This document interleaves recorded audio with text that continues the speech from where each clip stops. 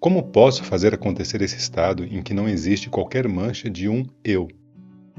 Você não pode fazer nada para que ele aconteça, mas pode evitar criar obstáculos. Observe sua mente, veja como ela surge, como ela opera. À medida que você observa sua mente, você descobre seu eu como sendo o observador.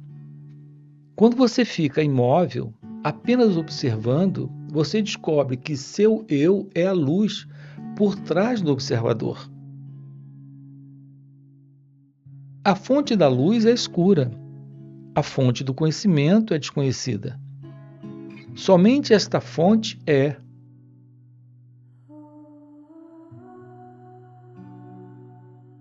Volte para essa fonte e permaneça nela. Ela não está no céu, nem no éter onipresente. Deus é tudo o que é grandioso e magnífico.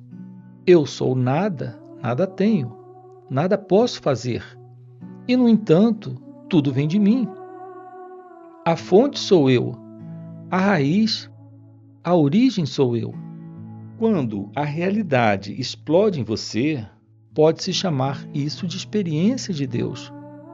Ou melhor, é Deus tendo uma experiência de você. Deus o conhece quando você se conhece.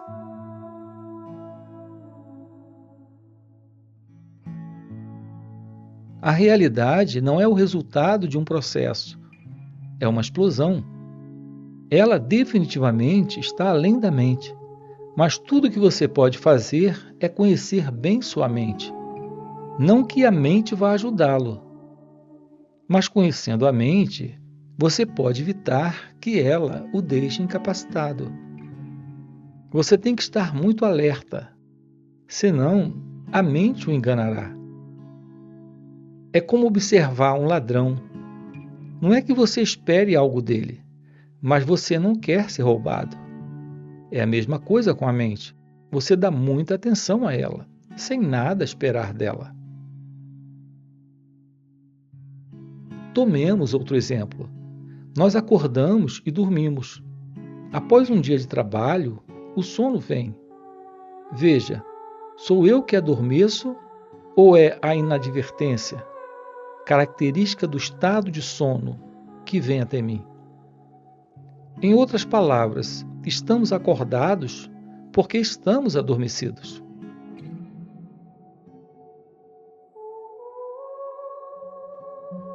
Nós não acordamos para um estado realmente desperto. No estado de vigília, o mundo surge devido à ignorância e nos leva para um sonho desperto. Tanto sono quanto vigília são palavras enganosas. Estamos apenas sonhando. Apenas o sábio conhece a verdadeira vigília e o verdadeiro sono. Sonhamos que estamos acordados. Sonhamos que estamos adormecidos. Os três estados são apenas variedades do estado de sonho. Tratar tudo como sonho nos liberta. Enquanto você conferir realidade a um sonho, você é escravo dele. Imaginando que você nasceu como fulano de tal, você se torna escravo de fulano de tal. A essência da escravidão é se imaginar como sendo um processo, tendo um passado e um futuro, tendo uma história. Na verdade, não temos história, não somos um processo, não nos desenvolvemos nem nos deterioramos. Veja tudo como um sonho e fique à margem dele. O que eu ganho ouvindo o que você diz? Estou lhe chamando de volta a si mesmo.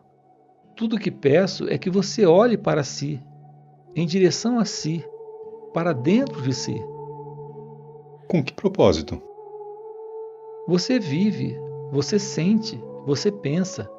Dando atenção a seu viver, seu sentir e seu pensar, você se liberta deles e vai além.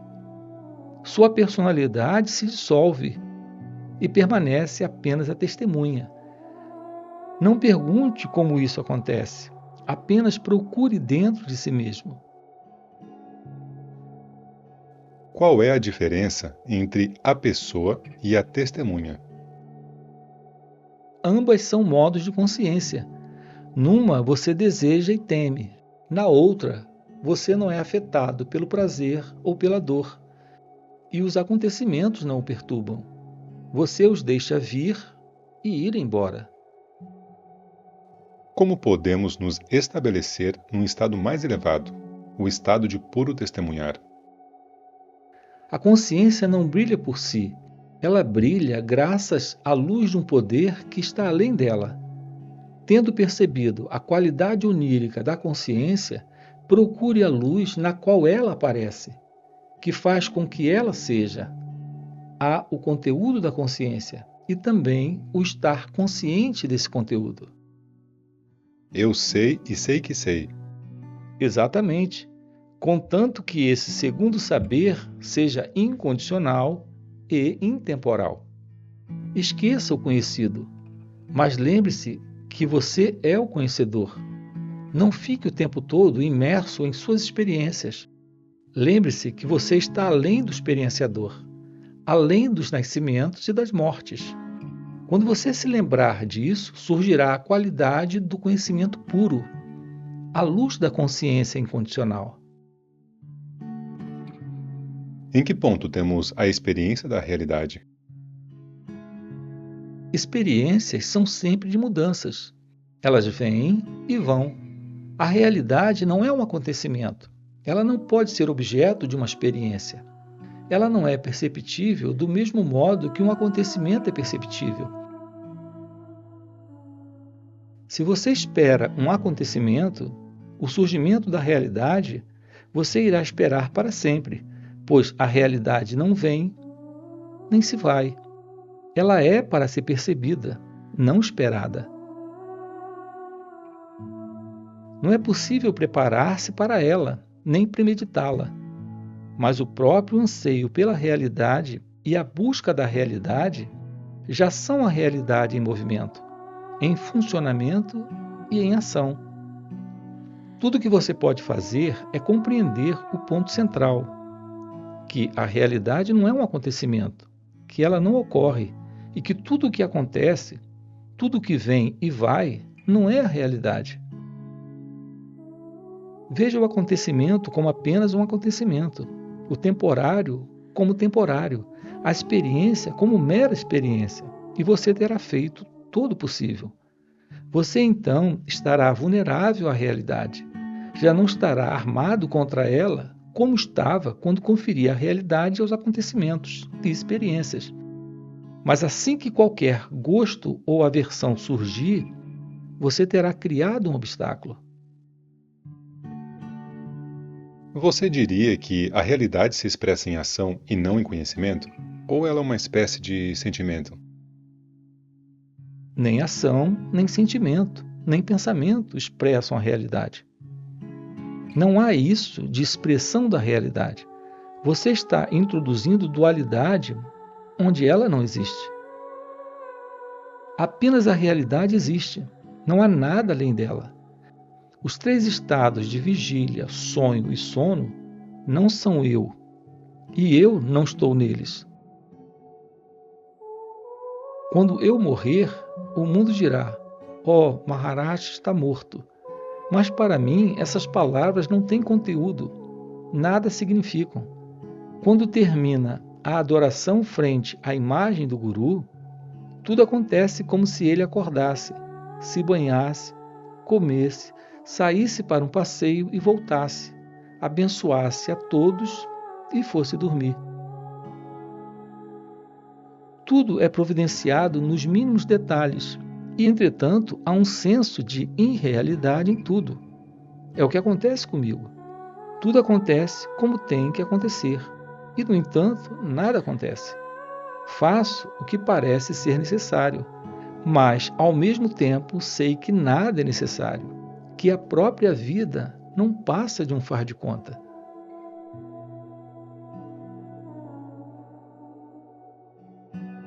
Então, por que viver? Por que todo esse vai e vem desnecessário, acordar e dormir, comer e digerir? Nada é feito por mim, tudo simplesmente acontece. Eu nada espero, nada planejo. Apenas assisto aos acontecimentos, sabendo que eles são irreais. Foi sempre assim com você a partir do momento da iluminação? Os três estados se alternam como de costume: a acordar e adormecer e acordar de novo. Mas eles não acontecem a mim, eles apenas acontecem. A mim, nada jamais acontece.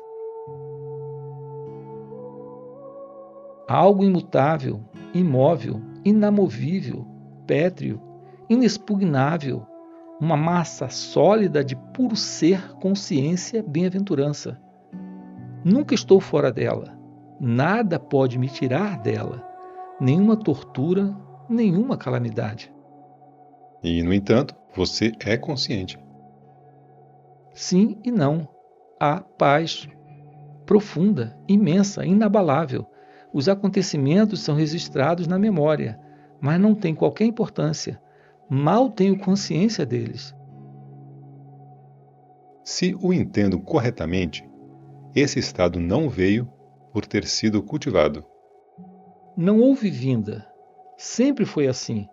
Houve descoberta, que foi repentina. Tal como no nascimento, você de repente descobre o mundo.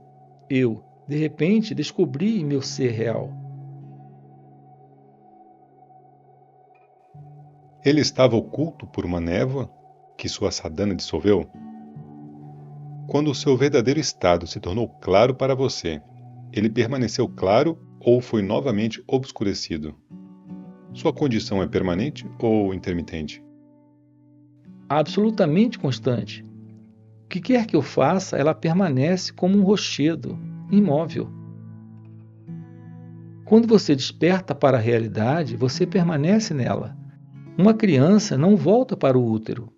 É um estado simples, menor que o menor, maior que o maior.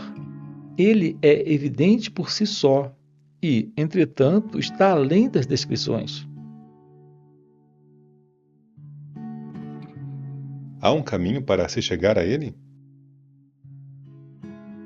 Tudo pode se transformar num caminho, contanto que você tenha interesse. Simplesmente sentir-se intrigado com minhas palavras e tentar captar seu pleno sentido já é sadhana, prática espiritual, suficiente para derrubar o muro.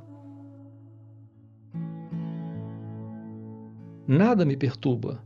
Não ofereço resistência às perturbações. Portanto, elas não ficam comigo.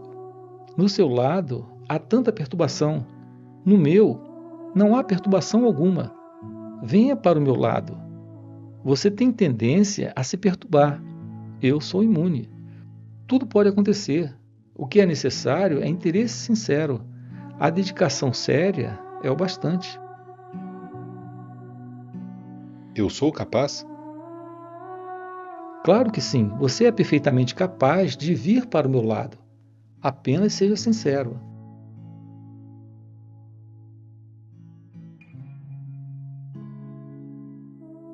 Ano após ano, seu ensinamento permanece o mesmo. Parece não haver progresso no que você nos diz. No hospital, os doentes são tratados e se curam. O tratamento é de rotina, sem grandes mudanças. Mas não há nada de monótono na saúde. Meu ensinamento pode ser rotineiro, mas seu fruto é novo em cada homem. O que é a realização? Quem é o homem realizado? Por que sinais se reconhece um Gnani ou sábio? Inanna, o conhecimento verdadeiro, não tem marcas que o distingam. Apenas a ignorância pode ser reconhecida, não o conhecimento. Tampouco o sábio afirma ser alguém especial. Todos que proclamam sua própria grandeza e singularidade não são sábios. Eles estão confundindo um episódio incomum com realização. O sábio não tem a tendência a se proclamar um sábio. Ele se considera perfeitamente normal, fiel à sua verdadeira natureza. Proclamar-se uma divindade onipotente e onisciente é sinal claro de ignorância. É possível para o sábio transmitir sua experiência aos ignorantes? O conhecimento verdadeiro pode ser transmitido de um homem para outro? Sim, pode.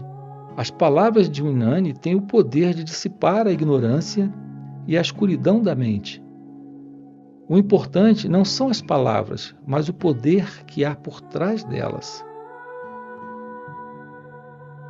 E que poder é esse? O poder da convicção, baseada na realização pessoal, na própria experiência direta. Algumas pessoas realizadas dizem que o conhecimento tem que ser conquistado, não recebido. Outra pessoa pode ensinar, mas o aprendizado é de cada um. É a mesma coisa. Muitos praticaram yoga anos a fio, sem qualquer resultado. Qual seria a razão de seu fracasso? Alguns são viciados em transes, nos quais a consciência fica suspensa. Sem plena consciência, que progresso pode haver? Muitos praticam samadhis, estados internos de união e bem-aventurança. Nos samadhis, a consciência é bem intensa, mas isso não resulta em nada.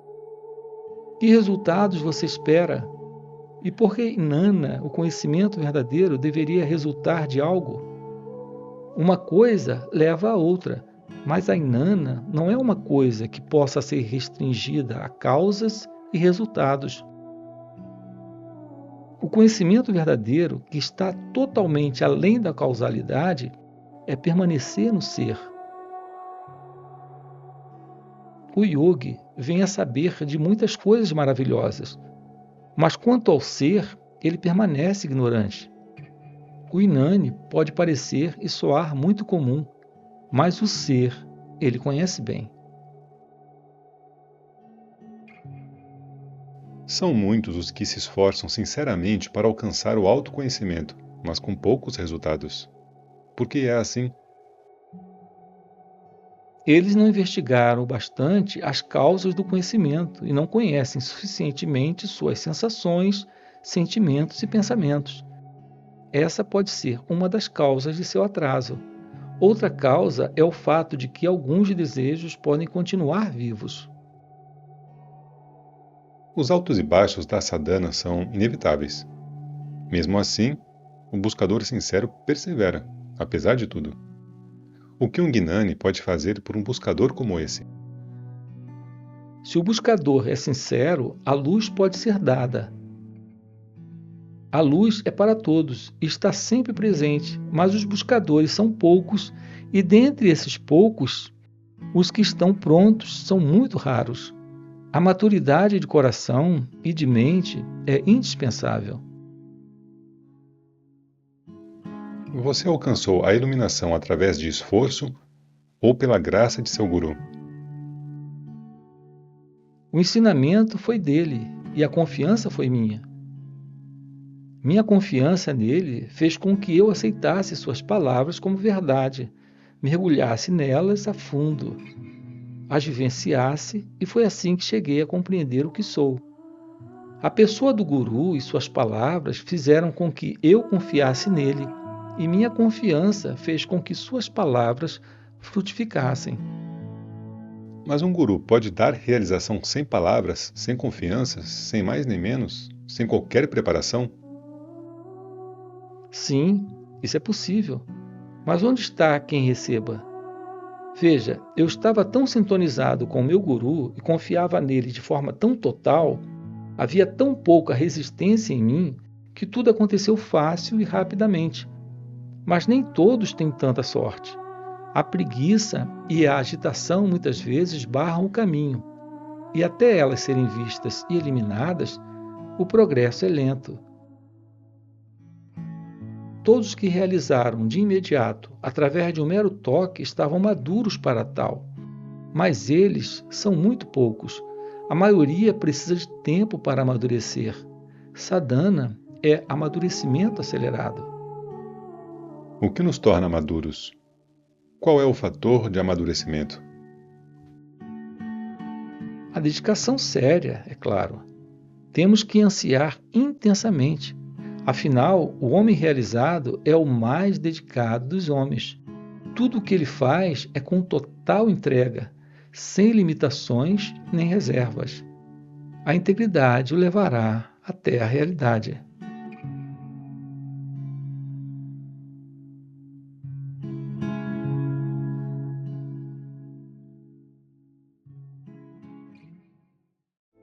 O corpo existe no tempo e no espaço. É transitório e limitado, ao passo que o morador é atemporal e externo ao espaço, eterno e onipresente.